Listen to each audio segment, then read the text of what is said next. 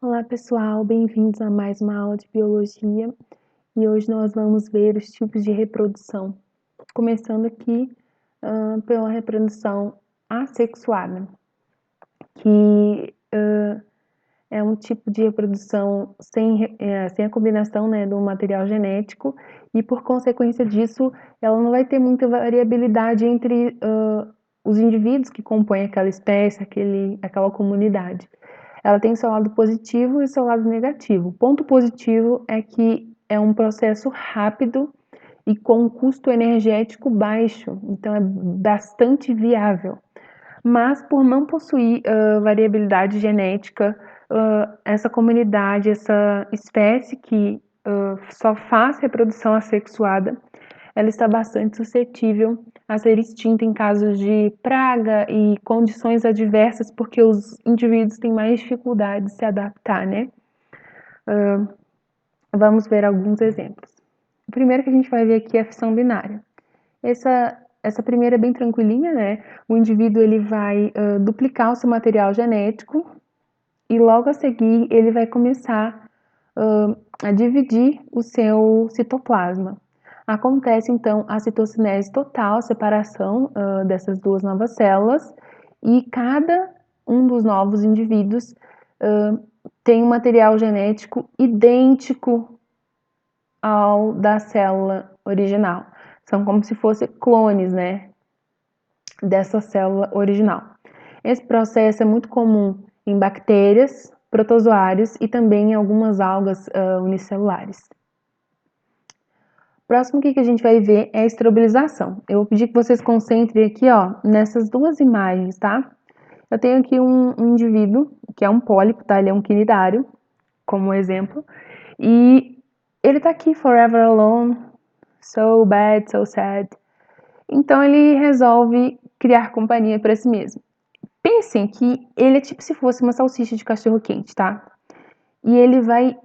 sabe quando a gente pega a salsicha e a gente vai partindo ela transversalmente, fazendo várias rodelinhas? É mais ou menos isso que o pólipo vai fazer. Ele vai pegar o seu corpo e vai começar a dividir transversalmente, formando o que a gente chama de éfiras.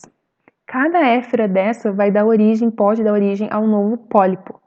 E esses indivíduos novos que a gente está vendo aqui, eles podem permanecer assim juntinhos e formar uma colônia, ou eles podem se desprender e assumir a forma de vida livre, né, a forma nadante, e ser um indivíduo independente. Então, a esterilização basicamente é isso, o surgimento de novos indivíduos a partir da secção transversal do corpo de um indivíduo. Só que eu não falei aqui, tá? É bem comum nos quinidários, mas alguns plateumintos e algumas poliquetas também podem fazer. Próximo que a gente vai ver aqui, próximo tipo de reprodução assexuada é a esporulação. A gente tem aqui como exemplo o Plasmodium, que é o protozoário causador da malária. Quando o plasmódio ele adentra na célula, né, que é a hemácia, a célula pela qual ele tem afinidade, ele começa a duplicar o seu material genético. Ele reproduz o seu material genético inúmeras vezes e forma vários novos núcleos. E cada novo núcleo vai ficar com uma partezinha bem pequena do citoplasma. E essa nova célulazinha, né, composta de um núcleo e uma pequena parte do citoplasma, constitui um esporo, por isso esporulação. E depois que essas célulazinhas novas estão formadas, ocorre a lise celular, né? A hemácia se rompe e então todos esses novos indivíduos são liberados na corrente sanguínea e estão prontos para colonizar outras hemácias. A gente tem aqui também a regeneração, é bem tranquilinha de entender, né? Quando um indivíduo é seccionado, cada partezinha dessa secção pode dar origem a um novo indivíduo. Ela reconstrói, ela reconstitui as partes perdidas e forma um indivíduo novo. É bem comum nas planárias, também na estrela do mar, tá? A esponja também tem esse poder de regeneração. E a gente vai ver isso também acontecendo em alguns protozoários. A gente tem também o brotamento, que é outro bem tranquilinho de entender, né? Surge um pequeno broto no indivíduo adulto Esse broto ele pode permanecer presinho ao indivíduo, dando origem assim a uma colônia, ou ele pode se desprender, cair no chão e se tornar um indivíduo independente. É muito comum nas esponjas, tá? Mas a gente vai ter também alguns protozoários, alguns fungos e alguns quinidários também que fazem reprodução assexuada por brotamento. E aqui para fechar os tipos de reprodução assexuada, a gente tem a paternogênese.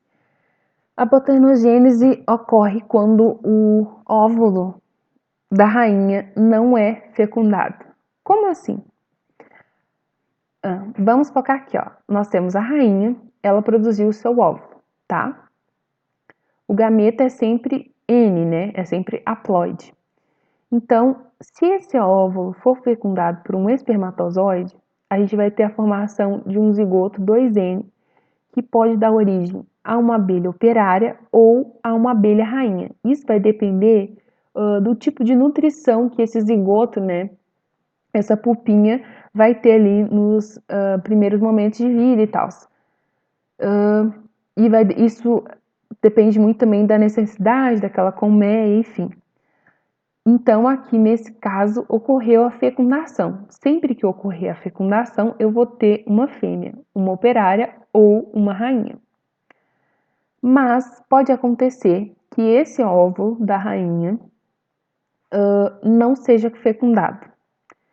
Mesmo não sendo fecundado, esse óvulo ele vai se desenvolver e vai formar um indivíduo macho, que é o zangão. Vamos dar mais uma olhadinha para a gente entender como isso acontece. A gente está aqui com uma imagem do aparelho reprodutor da rainha. A gente tem aqui os ovários, tá? O oviduto e aqui nós temos a espermateca. O que acontece? Quando a abelha rainha sai para o voo nupcial e ela copula com o macho, ele introduz o seu órgão aqui genital, o seu órgão reprodutor, desculpa, e ele libera aqui dentro da espermateca o seu esperma, e esse esperma fica reservado aqui dentro. A fecundação não é imediata, tá? O esperma fica aqui e os óvulos ficam lá no ovário bem tranquilinhos. Daí, a abelha rainha, ela vai passando pelas células onde ela deposita, né, os gametas, e é onde vão se desenvolver os novos indivíduos. Aí o que ela faz? Quando ela vê uma célula grande, uma célula boa, ela coloca um óvulo e ela espreme, ela aperta aquela estrutura que a gente viu ali, que é a espermateca, e acaba caindo aqui junto com o óvulozinho os espermatozoides. Então a fecundação vai ocorrer aqui e, como houve fecundação, vai dar origem a uma fêmea. Aí, quando ela passa por uma célula que não é tão boa, que é pequena, que não é lá muito ok, ela vai colocar apenas o óvulo. Ela não vai colocar o esperma que está lá na espermateca dela.